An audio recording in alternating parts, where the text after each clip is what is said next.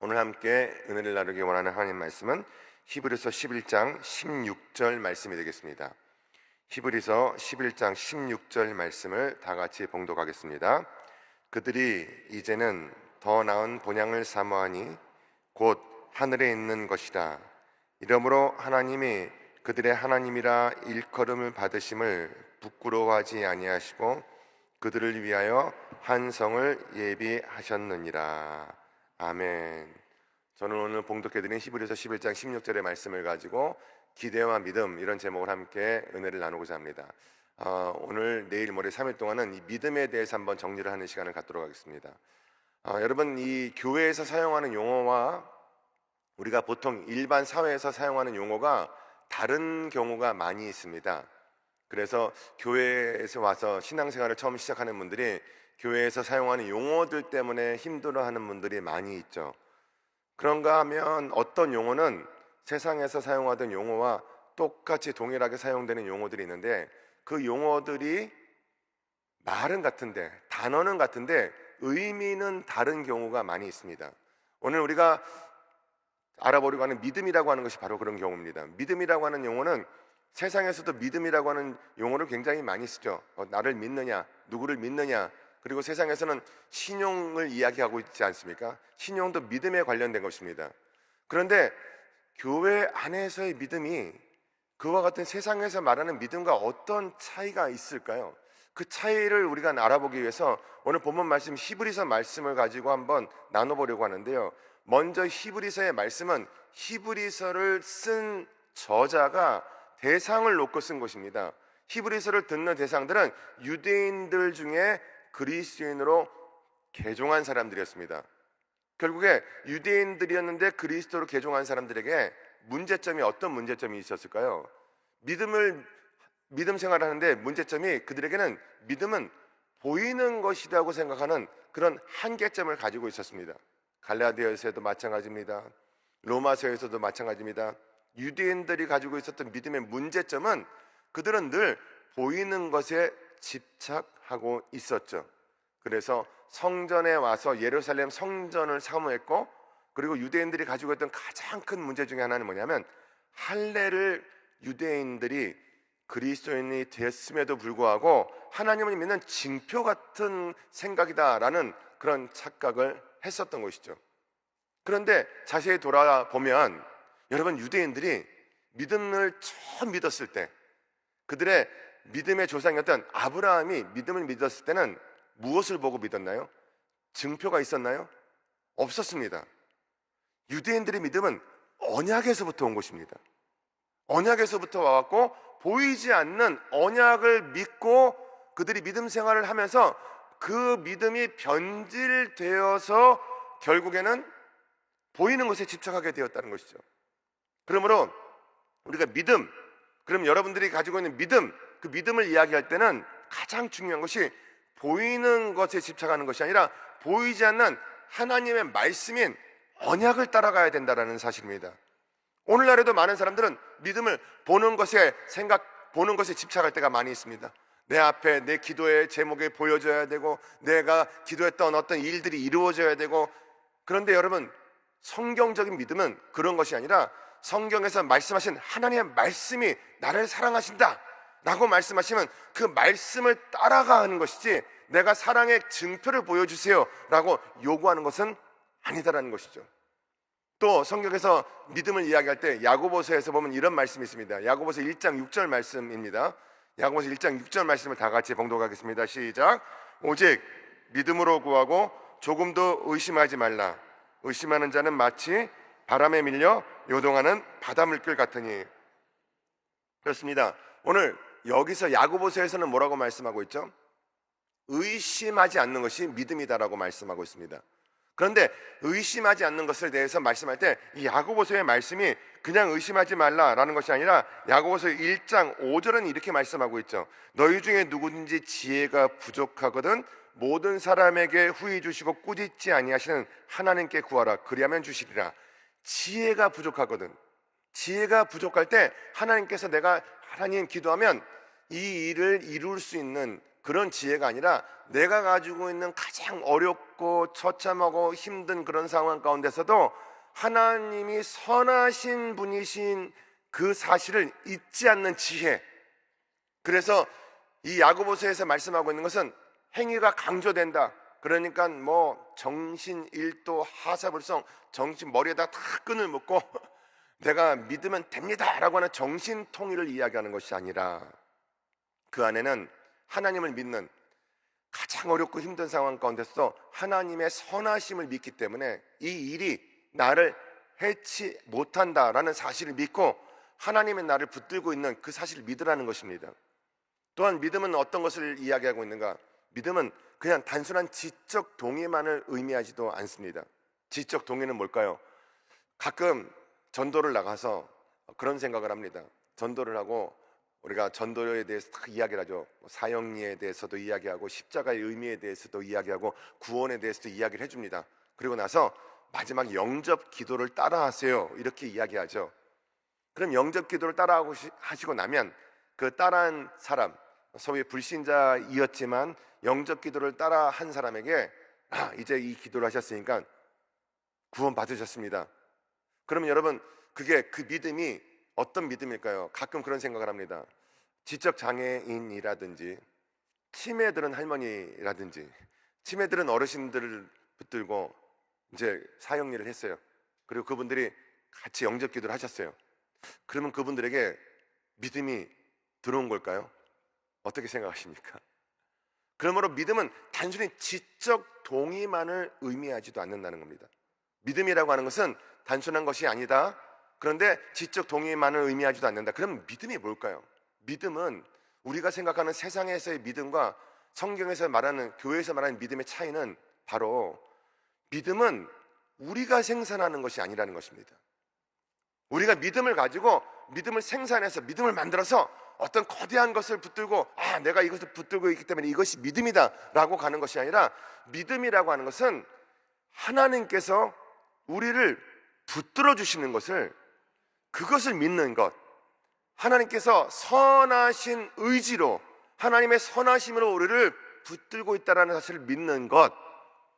그러므로 우리가 생산하는 것이 아니라 이미 믿음이 우리를 붙들고 있다라고 하는 개념이 바로 히브리서에서 말씀하고자 하는 믿음의 개념이었다라는 것이죠. 그러므로 유대인들은 그날 이후로 너무 이 보이는 것에 집착하지 않고 언약을 붙들고 가는, 그리고 그 언약 안에는 하나님의 선하심이 있다라는 사실을 믿었어야 된다라는 사실입니다. 그렇습니다. 이 모든 것이 다 필요합니다. 그러므로 이 믿음에는 우리가 알고 있는 그런 경우들도 다 필요하지만 가장 중요한 것 하나는 믿음은 하나님으로부터 나오는 것이다라는 사실이죠. 그러면 우리가 믿음이라고 하는 것을 어떻게 정의해야 될까요? 믿음은 하나님을 신뢰하는 것입니다.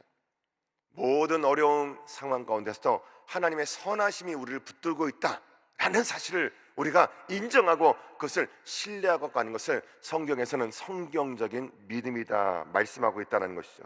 그러므로 바울이 빌립보서에서도 그런 말씀하죠. 내게 능력 주시는 자에서 내가 모든 것을 할 수 있다 라고 하는 말은 그냥 만능이 되어서 모든 것이든지 하는 대로 다 척척 된다라는 것이 아니라 가장 어렵고 힘든 상황 속에서도 자기는, 그 사도 바울은 하나님께서 나를 붙들고 계시다는 사실을 일순간도 잊어버린 적이 없다라는 것입니다. 빌립보는 어떤 환경이었습니까? 빌립보는 감옥 아니었습니까? 죄수된 신분으로서 내가 능력 주신 안에서 모든 것을 할 수 있다라고 하면 그 말을 듣는 죄수로서 그 말을 하는데 간수들이 그러지 않았겠습니까? 그렇게 능력 있으면 그 감옥에서나 한번 나와보라고.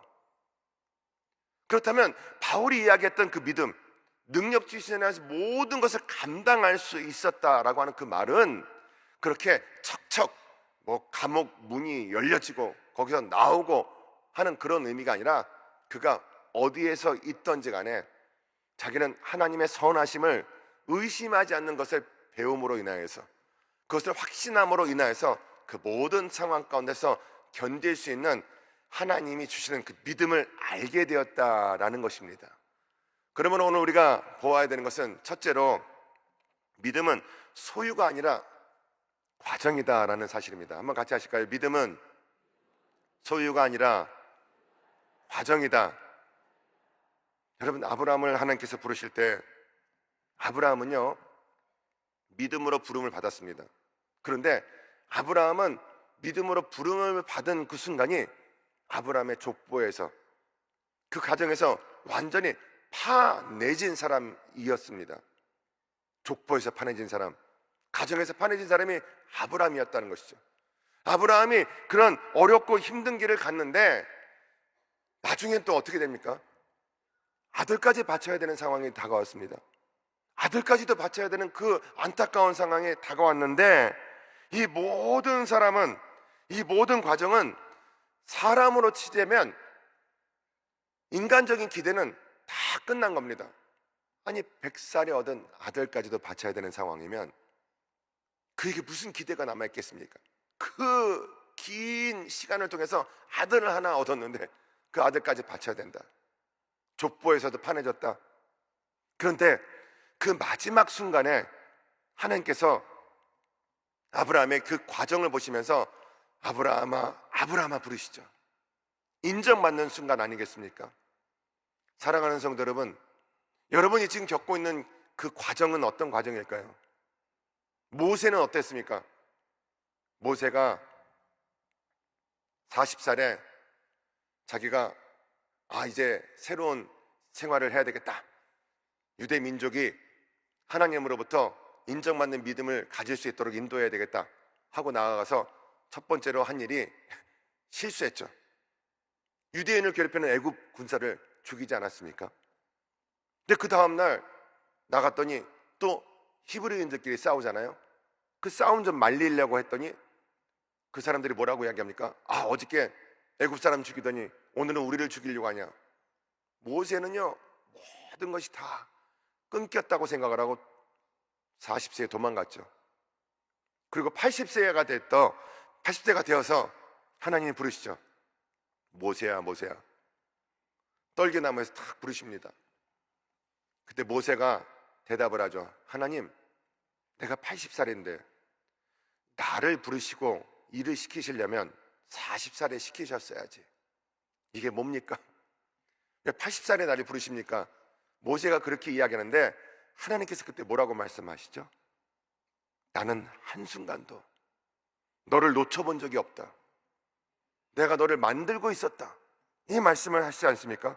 하나님의 말씀은 나는 너를 붙들고 있는 그 일을 한 번도 중단한 적이 없다라고 말씀하고 계시다는 것이죠. 여러분이 믿음의 과정에서 어떤 과정에 있으시든지 간에 그 과정, 믿음을 소유라고 생각하지 마시고요, 내가 지금 거쳐가는 이 과정인데 이 과정 안에서 하나님은 단 한순간도 나를 놓친 적이 없으시다라고 말씀하고 계시다는 거죠. 그러므로 믿음 안에, 과정 안에 들어있는 내가 어떤 어렵고 힘든 과정 가운데 들어있을지언정 이것이 끝이 아니다, 마지막이 아니다. 그 과정 안에서 하나님은 나를 한순간도 놓치고 계시지 않다라는 그 사실을 모세가 믿고 그때부터 나아가지 않습니까? 사랑하는 성도 여러분, 여러분은 지금 어떤 상황 가운데 있으신가요? 40세의 모세와 같은 상황 가운데 있으신가요? 80세의 모세와 같은 상황 가운데 있으신가요? 여러분 마음 가운데 어떤 의심이 들고 여러분 마음 가운데 보여지지 않는 그런 것들, 믿음은 바라는 것들의 실상을 보이지 않는 것들의 증거라고 말씀하시는데 보이지 않는 말씀만을 붙들고 나가려고 하니 답답하고 어려운 심정이 있으십니까? 걱정하지 마시기 바랍니다. 그 과정 안에서 하나님은 여러분을 한 번도 놓친 적이 없으시다라는 사실입니다. 그것을 믿고 나가는 것, 그것이 믿음이다라는 것이죠. 둘째로 믿음은 포기가 없다라는 것입니다. 왜 그럴까요? 시편 39편 12절 말씀을 다 같이 읽어보겠습니다. 다 함께 봉독합니다. 시작. 야훼여 나의 기도를 들으시며 나의 부르짖음에 귀를 기울이소서. 내가 눈물 흘릴 때 잠잠하지 마옵소서. 나는 주와 함께 있는 나그네이며 나의 모든 조상들처럼 떠도니이다. 이 말씀을 보십시오. 여러분, 지금 이 말씀은 다윗의 말씀이었죠. 다윗은 자기를 나그네 같다라고 표현하고 있습니다. 왜 그럴까요? 왕이 되어서 모든 것을 얻었음에도 불구하고 자기의 삶은 그런 어렵고 힘든 상황 가운데서 나그네에 불과하다라는 것을 고백하고 있죠. 믿음은요, 그가 자기는 나그네 같은 상황일지언정 결코 포기하지 않고 하나님 나라를 붙들고 간다라는 사실을 이야기하고 있는 것입니다. 여러분, 기가 막힌 이야기가 성경의 라합 이야기 아닐까요? 왜 이스라엘 사람들이 정탐을 갔을 때 라합이 이스라엘 사람들을 숨겨줬을까요? 라합이 그 소식을 듣고 그들이 찾아올 것을 기도하는 가운데 딱 환상으로 생각이 나서 이스라엘 사람들이 오면 숨겨줘야지, 이런 생각을 가지고 있었을까요? 아닙니다. 굉장히 여러분, 우리가 이 부분만큼은 생각할 때 그냥 평면적으로 생각하면 됩니다. 표면적으로 생각하면 됩니다. 라합은 직업이 뭐였죠? 기생이었습니다. 이스라엘 사람들이 숨어 들어갔을 때, 숨어 들어갔을 때 저녁 때까지 문을 연 집이 그 집밖에 없었습니다. 그 집에 숨어든 것입니다. 그런데 그 집에 숨어들었을 때 하나님께서 그 라합에게 믿음을 듣게 하시죠. 하나님을 듣게 하시죠. 그리고 라합이 그렇게 율락 여성이었던 그분이 그 순간 믿음을 고백해버리지 않습니까? 그런데 가장 인간적으로 볼 때는 가장 안 좋은 직업이죠. 가장 안 좋은 상황이죠. 그런데 기가 막힌 이야기가, 그 라합을 예수 그리스도가 탄생하는 족보로 삼지 않습니까? 하나님께서는요, 가장 천하고 가장 어렵고 가장 힘든 그 일일지언정 그곳에서 하나님은 가장 위대한 작품을 만들고 계시다는 사실입니다. 여러분, 그러므로 여러분들이 지금 겪고 있는 그 상황 가운데서 이것만은 아니었으면 하는 상황이 있으십니까?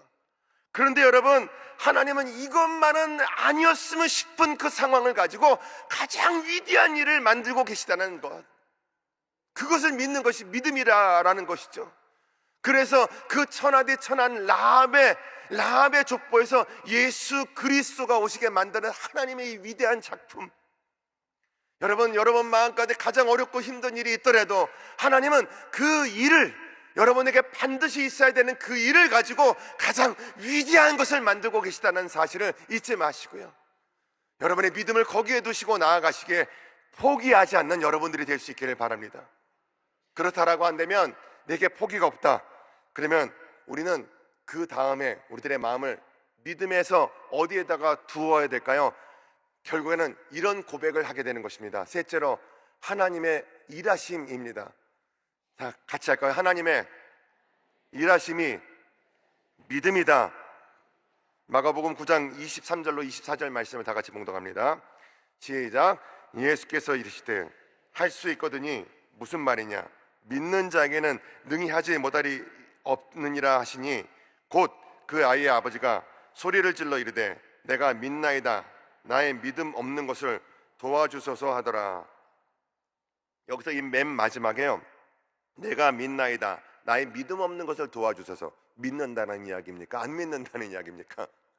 그런데 여기서 이런 역설적인 이야기를 하는 가운데 그가 두었던 것은 뭐냐면, 이 믿음을 자기는 하나님의 선하심 가운데 두었기 때문에 하나님께서 움직이기를 원하시면 그 믿음은 이루어질 수 있고, 그 믿음이 하나님께서 원하신다라고 하나님께서 베풀어 주시면 이 아이가 낫는다는, 가장 처참하고 어려운 상황 가운데 있는 이 아이가 치료된다라고 하는 것을 믿어 의심하지 않았다는 이야기가 거기에 있다는 사실이죠. 여러분, 인생은요 늘 우리의 삶 가운데 역설과 긴장이 가득한 것이 우리들의 인생 아니겠습니까? 늘 하나님께서 우리에게 오실 때 우리의 심령은요 이 아버지의 고백처럼, 마가복음에 우리가 방금 읽었던 이 이야기는 아시죠? 아들이 있는데 아들이 귀신 들려서 막 불에도 들어가고 물에도 들어가는 그 상황 가운데인데 제자들 가운데 그래서 그 아들을 데리고 나왔습니다.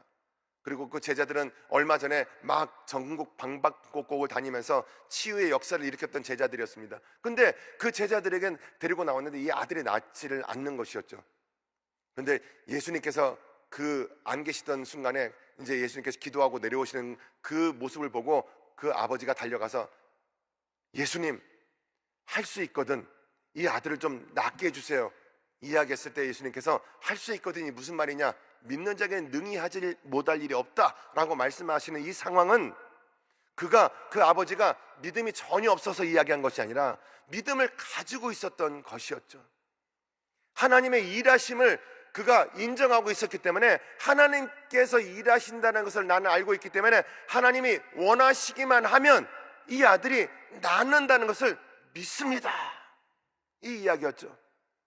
결국에는 내가 하나님을 간절히 붙들길 원합니다 라고 하는 그 간절한 마음이 이 안에 들어 있었다라는 사실입니다. 여러분, 믿음은 무엇입니까?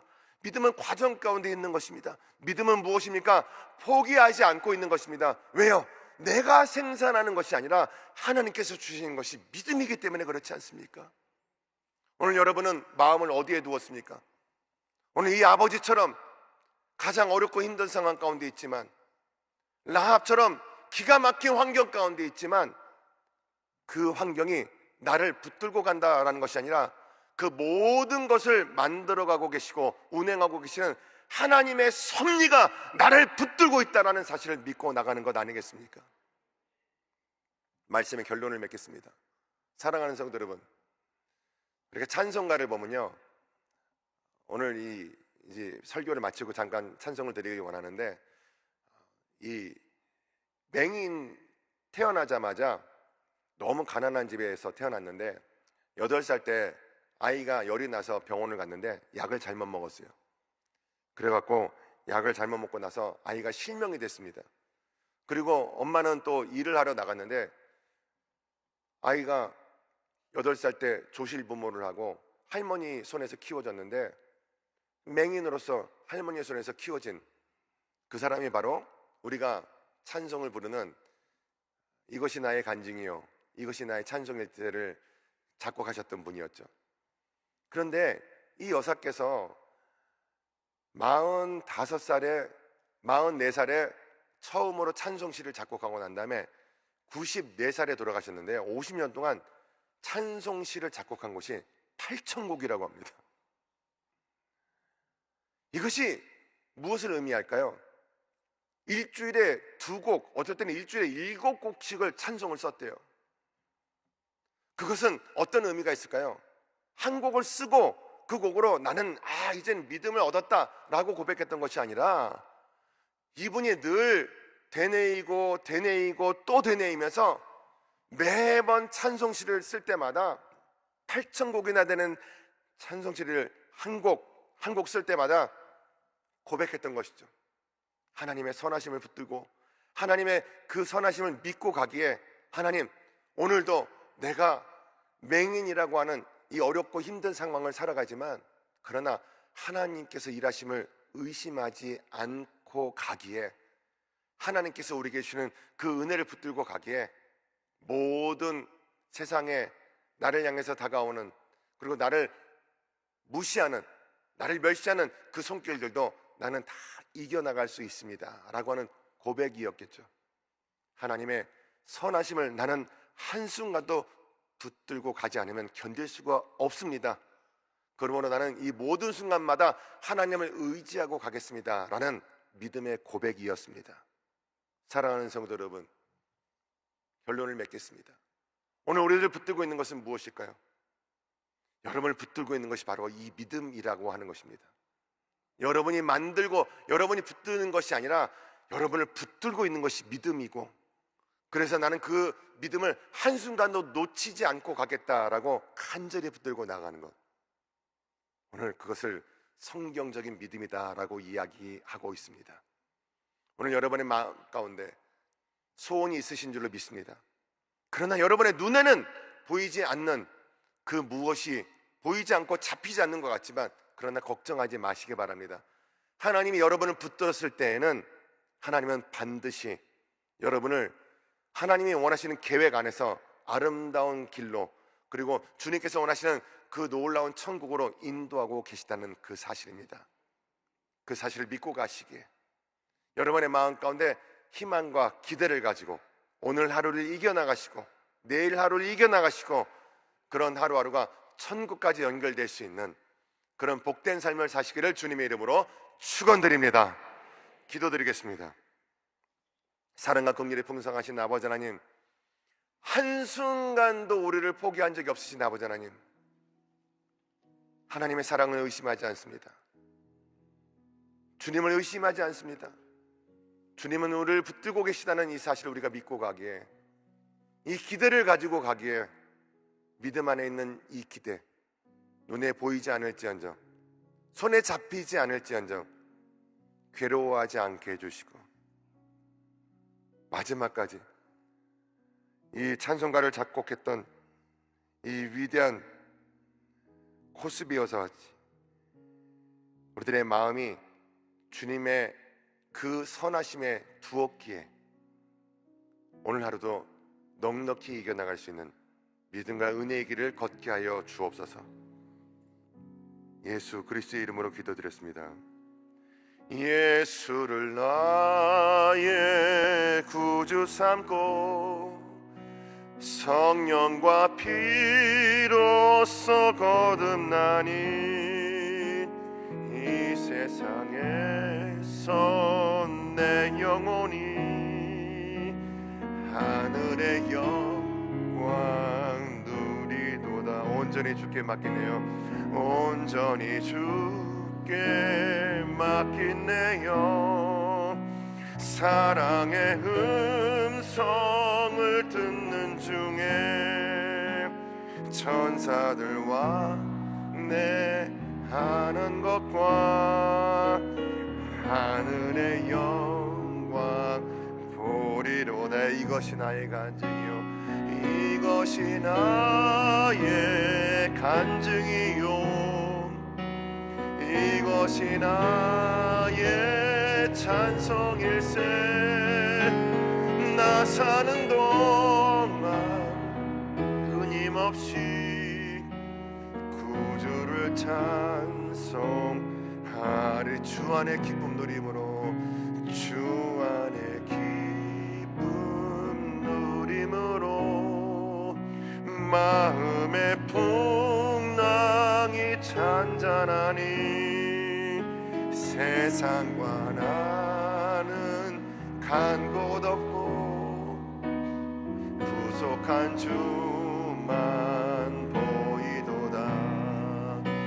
이것이 나의 간증이요, 이것이 나의 찬송일세. 나 사는 동안 끊임없이 구주를 찬송하리로다.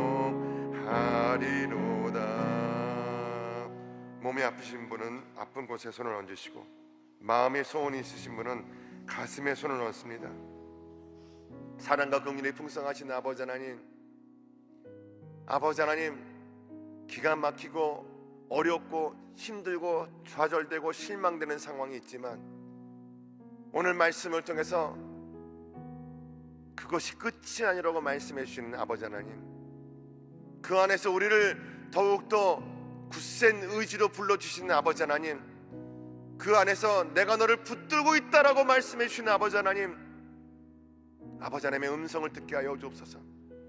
그 음성을 듣고 우리들의 마음을 하나님의 말씀 안에, 하나님의 언약 안에 둠으로 인하여서 오늘도 충분히 이길 수 있는 힘을 얻게 하여 주옵시고, 내일도 이길 수 있는 힘을 얻게 하여 주옵시고, 주님 나라 임하는 그날까지 변함없이 주님만을 바라보고 나갈 수 있는 귀한 은혜의 삶을 살 수 있도록 인도하여 주옵소서. 나사렛 예수 그리스도의 이름으로 명할 때 우리들 마음 가운데 약한 마음을 가지고 가는 원수마귀는 이 시간 묶음을 놓고 떠나갈지어다, 떠나갈지어다, 떠나갈지어다. 아픈 곳에 손을 얹었습니다. 하나님께서 인도해 주실 때 모든 병마가 떠나감을 인정하고 손을 얹었사오니 모든 병마가 떠나가게 하여 주옵시고, 병의 근원이 말라버리게 하여 주옵시고, 성령께서 주시는 치유와 은혜가 넘치게 하여 주옵소서. 주께서 위대한 일을 행하실 것을 믿습니다. 주의 인도함을 따라 살아가는 우리 모두가 되게 하여 주옵소서. 예수 그리스도의 이름으로 기도드렸습니다. 아멘. 하늘에 계신 우리 아버지여, 이름이 거룩히 여김을 받으시오며 나라가 임하시오며 뜻이 하늘에서 이루어진 것 같이 땅에서도 이루어지이다. 오늘 우리에게 일용할 양식을 주시었고 우리가 우리에게 죄 지은 자를 사하여 준 것 같이 우리 죄를 사하여 주시었고 우리를 시험에 들게 하지 마시었고 다만 악에서 구하시옵소서. 나라와 권세와 영광이 아버지께 영원히 있사옵나이다. 아멘.